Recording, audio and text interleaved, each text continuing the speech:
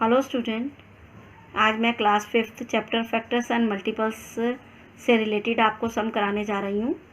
जो सम मैं आज समझा रही हूँ उसी तरीके के ही सम आपके एग्ज़ाम में आते हैं और इम्पॉर्टेंट भी हैं, क्योंकि अगर आप फैक्टर्स और मल्टीपल्स निकालना सीख जाएंगे तो आप इससे आगे एचसीएफ और एलसीएम भी बहुत आसानी से सीख जाएंगे। तो सबसे पहले आप देखिएगा, मैं पहला क्वेश्चन ले रही हूँ, फाइंड ऑल द फैक्टर।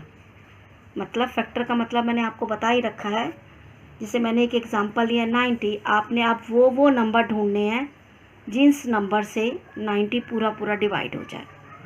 कुछ बच्चे बहुत इंटेलिजेंट होते हैं जो आसानी से बता सकते हैं कि 90 जो है वो किस किस के टेबल पे आएगा, 1 पर आएगा, 3 पर आएगा, 5 पर आएगा। ऐसे बहुत सारे नंबर आसानी से बता सकते हैं। लेकिन कई बार कुछ बच्चों को प्रॉब्लम आती है कि जल्दी से टेबल नहीं बता पाते, तो उनके लिए एक आसान सा तरीका बताती हूँ। आपने क्या करना है, प्राइम फैक्टर निकाल दीजिए।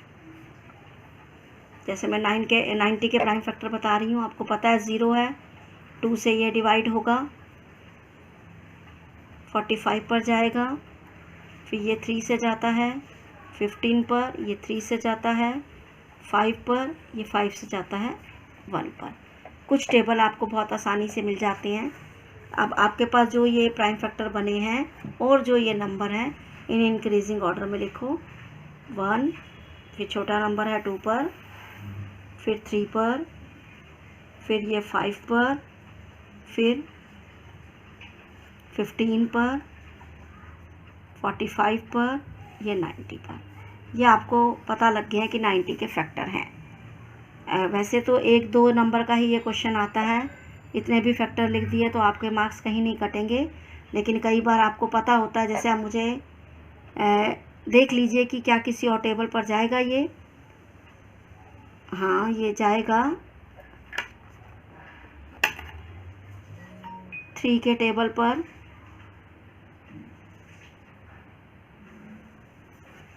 3 के टेबल पे कौन से नंबर पर जाएगा, ये 30 नंबर पर। तो हम एक और इसका लिख सकते हैं यहाँ पर 30, अच्छी तरह से पता लग जाता है। और भी आप देख सकते हैं 18 पर भी जाता है ये, 18 5 सा। तो इससे आपको ये पता लग गया। फिर आप इसे इंक्रीजिंग ऑर्डर में लिखिए।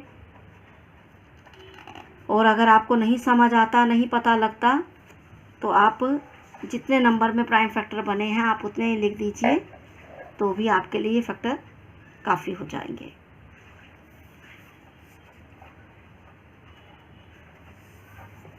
इसी तरीके से आप 84 के भी आप प्राइम फैक्टर निकाल दीजिए। मैं अभी एक और तरीका आपको बताऊंगी। ये पता है 2 के टेबल पर जाएगा, अभी भी ये 2 के टेबल पर जा रहा है, 2 7 सा। अब ऐसे आपको लग रहा है कि ये इस पर, इतना तो पता लग रहा है कि ये 2 के फैक्टर, एक तो 1 हो गया, 2 हो गया, 7 हो गया, 21 हो गया, 42 हो गया और 84 हो गया। ये सब फैक्टर जो है वो 84 के हो जाएंगे। सबसे आसान तरीका। कुछ आपको और याद आ जाता है, अच्छा एक और तरीका आप और भी करके देख सकते हैं। जो भी नंबर आपको यहाँ से मिले हैं, आप उन नंबर से इसको डिवाइड करके देख लीजिए इस नंबर को, तो आपको और भी फैक्टर आसानी से मिल जाएंगे। जैसे अगर मैं 1 से डिवाइड करती हूँ तो 84 आएगा, मैंने लिख दिया। 7 से अगर मैं 84 को डिवाइड करती हूँ तो क्या आ जाएगा, 12। तो मेरा एक और फैक्टर आ गया। अच्छा, अगर मैं 21 से 84 को डिवाइड करती हूँ तो मेरे को 4 पर जाता है, तो मेरा एक और फैक्टर आ गया। 42 को अगर मैं डिवाइड करती हूँ 84 से तो 2 आता है, वो मैंने 2 लिखा हुआ है। इससे आपको और भी फैक्टर मिल गए। आप इसको दोबारा से लिख दीजिए इंक्रीजिंग ऑर्डर में। 3 के टेबल पर भी ये जाता है, 28 नंबर पर,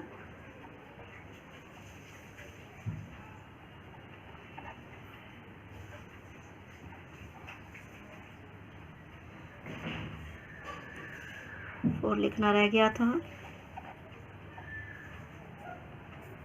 आपको ये सारे फैक्टर मिल गए हैं। प्राइम फैक्टर पे निकालिए। और अगर आपने ज़्यादा फैक्टर निकालने हैं तो जो नंबर दे रखा है उनसे डिवाइड कीजिए, नंबर से जो भी आंसर आएगा वो भी उसका फैक्टर ही बन जाता है।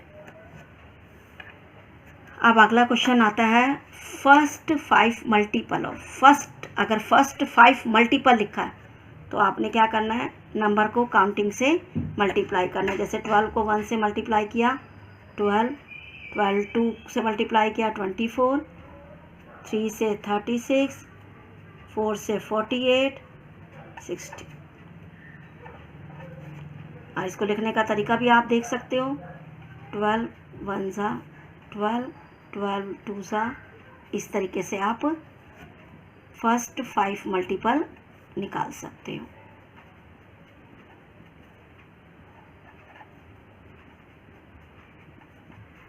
अच्छा, एक और क्वेश्चन पूछा जाता है, ये तो था फर्स्ट 5 मल्टीपल।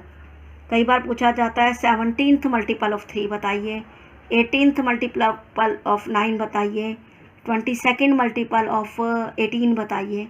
तो आपसे जोन सा मल्टीपल पूछा जाए उसी नंबर से उसको मल्टीप्लाई कर दीजिए। जैसे 17th मल्टीपल ऑफ 3 होगा, आप 3 से 17 को मल्टीप्लाई कीजिए, ये जो आंसर आएगा वो जो होगा वो उसका 17th मल्टीपल होगा। एक और इम्पॉर्टेंट क्वेश्चंस होते हैं, प्राइम नंबर बिटवीन। कोई भी नंबर दे देंगे और आपसे पूछा जाएगा इन दोनों दिए हुए नंबर के बीच के प्राइम नंबर छांटो। प्राइम नंबर आपको बता ही रखा है मैंने, वो नंबर जो किसी के टेबल पे नहीं जाते। जैसे 10 और 40 के बीच में आपको पता लग जाएगा, जैसे 11 नहीं जाता किसी के टेबल पर। फिर आता है 12 जाता है। फिर आ जाता है 13 नहीं जाता। 14 2 के टेबल पे जाता है। 15 3 के टेबल पे जाता है। 16 2 के टेबल पे जाता है। फिर आ जाता है 17 किसी के टेबल पर नहीं जाता। 18 3 के टेबल पे जाता है। 19 किसी के टेबल पे नहीं जाता। 23 2 के टेबल पे जाता है। फिर 21 आ जाता है। 22 आ जाता है, ये भी 2 के टेबल पे जाता है। फिर आता है 23, ये किसी के टेबल पे नहीं जाता। 23 के बाद आ जाता है 24 2 के टेबल पर। 25 5 के टेबल पर। 26 2 के टेबल पर। 27 3 के टेबल पर। 28 4 के टेबल पर। फिर 29 किसी के टेबल पर नहीं जाता। फिर 30 2 के टेबल पर। फिर 31 किसी के टेबल पर नहीं जाता। 32 8 के टेबल पर। 33 11 के टेबल पर। 34 2 के टेबल पर। 35 5 के टेबल पर। 36 6 के टेबल पे। 37 किसी के टेबल पे नहीं जाता। 38 2 के टेबल पर। 39 3 के टेबल पर। फिर आ जाता है 40। ये सब बाकी नंबर अगर आप देखोगे तो वो किसी न किसी टेबल पर जाते हैं। मेरे 10 और 40 के बीच में ये नंबर हैं जो किसी के टेबल पर नहीं जाते, और यही होता है प्राइम नंबर। इसी तरीके से आपसे क्वेश्चन पूछा जाता है कंपोजिट नंबर बिटवीन। कंपोजिट आपको बता ही रखा है, जो किसी और टेबल पे भी जाते हैं। इसके बाद 60 के बाद काउंटिंग में आता है। मैं आपको पूरी काउंटिंग लिख के बता देती हूँ और उस पर मैं आपको सर्कल लगा के दिखा दूँगी। ये भी आपका एक आसान तरीका बनता है, कई बार हम भूल जाते हैं। ये मैंने लिख दिया है 60 और 70 के बीच के नंबर। आपको पता है 61 किसी के टेबल पे नहीं जाता, तो ये कंपोजिट नहीं है। 62 लास्ट में 2 है, 2 के टेबल पे जाएगा। 63 3 के टेबल पे जाता है। 64 2 के टेबल पे जाता है। 65 5 के टेबल पे जाता है। 66 2 के टेबल पे जाता है। 63 जो है वो किसी के टेबल पर नहीं जाता है। 68 2 के टेबल पे जाता है। 69 3 के टेबल जाता है। यानी ये जो 2 नंबर है ये प्राइम नंबर है, बाकी जितने भी बच गए वो कंपोजिट नंबर है। इसके बाद क्वेश्चन पूछे जाते हैं, क्योंकि हमने डिविजिबिलिटी रूल भी सीखी है। डिविजिबिलिटी रूल से रिलेटेड कुछ क्वेश्चन होते हैं। विदाउट एक्चुअल डिवीज़न आपको बताना है। मेरे पास 2 नंबर दिए गए हैं, बताइए कि क्या ये 5 से डिवाइड होगा। बहुत आसान तरीका है डिविजिबिलिटी का 5 का। जिसके लास्ट में 5 है और 0 है वो 5 से डिवाइड होगा। तो मेरे ये वाले नंबर पर लास्ट में 0, तो ये नंबर 5 से डिवाइड होगा और ये नहीं होगा। इसके बाद मैंने एक और एग्जांपल लिया, डिविजिबिलिटी बाय 9। डिविजिबिलिटी बाय 9 में क्या करना है, पहले आपने सम ऑफ डिजिट निकालिए।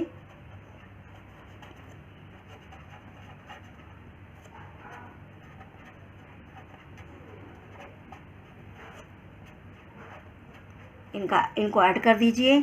6 में 4 जोड़ा 10, 10 में 8 जोड़ा 18, 18 में 1 जोड़ा 19, 19 में 8 जोड़ा 27 आ गया। तो आपको पता ही है 27 जो है वो 9 के टेबल पे डिवाइड होता है, तो हम लिख सकते हैं यस 6 इज डिविजिबल बाय 9।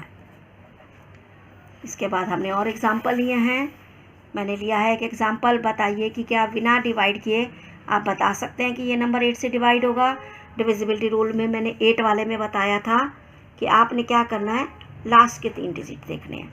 4 के लिए लास्ट के 2 डिजिट और 8 के लिए लास्ट के 3 डिजिट, आप उसको डिवाइड करके देखिए 8 से। 8 2 16, 11 में से 6 कट किया 5। आपको पता है 54 जो है 8 के टेबल पर नहीं आता है, तो हम क्या करेंगे,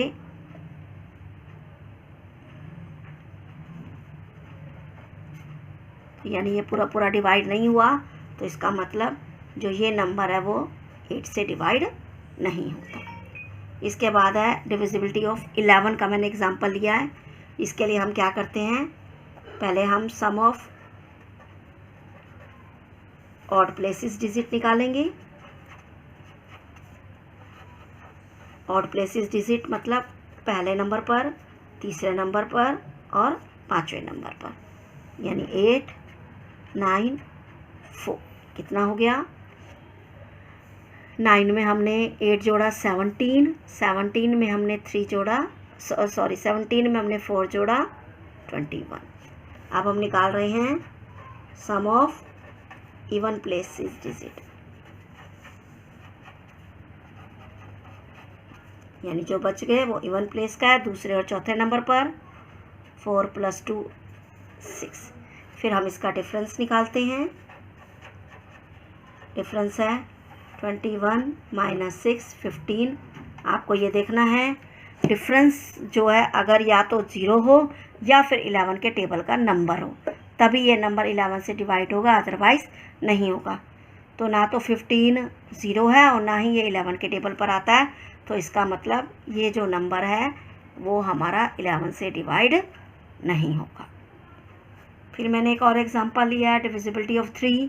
उसमें भी आपने सिर्फ क्या करना है, 9 की तरह सम ऑफ डिजिट निकालिए, डिवाइड करिए। 4 में 3 जोड़ा 7, 7 में 4 जोड़ा 11, 11 में 3 जोड़ा 14, 14 में 2 जोड़ा 15। देखो 15 आ गया। 15 जो है वो 3 के टेबल में जाता है, तो इसका मतलब ये नंबर जो है हम लिखेंगे कि ये इससे डिवाइड हो जाता है। उसके बाद आती है 10 की डिविजिबिलिटी, बहुत आसान होती है। जिस डिजिट के लास्ट में 0 होता है वो 10 पर डिवाइड होता है, यानी ये नंबर 10 से डिवाइड होगा और ये नहीं होगा। अगर हमें 4 की डिविजिबिलिटी देखनी है तो आपने क्या करना है, लास्ट के 2 डिजिट देखने हैं। लास्ट के 2 डिजिट अगर 4 पर डिवाइड होते हैं तो ये नंबर होगा। तो ये है लास्ट में 24, 4 के टेबल पर डिवाइड होता है, तो इसका मतलब ये भी नंबर जो है 4 से डिवाइड होगा। इस चैप्टर में इतना ही। आगे मैं आपको HCF और LCM निकालना सिखाऊंगी। HCF और LCM के लिए आपको ये फैक्टर्स और मल्टीपल्स बहुत अच्छे तरीके से आना चाहिए। अगर आपको मेरा पढ़ाना अच्छा लग रहा है तो आप मेरे चैनल को सब्सक्राइब कीजिए। अगर कुछ पूछना चाहते हैं तो कमेंट बॉक्स में पूछ सकते हैं। Thank you.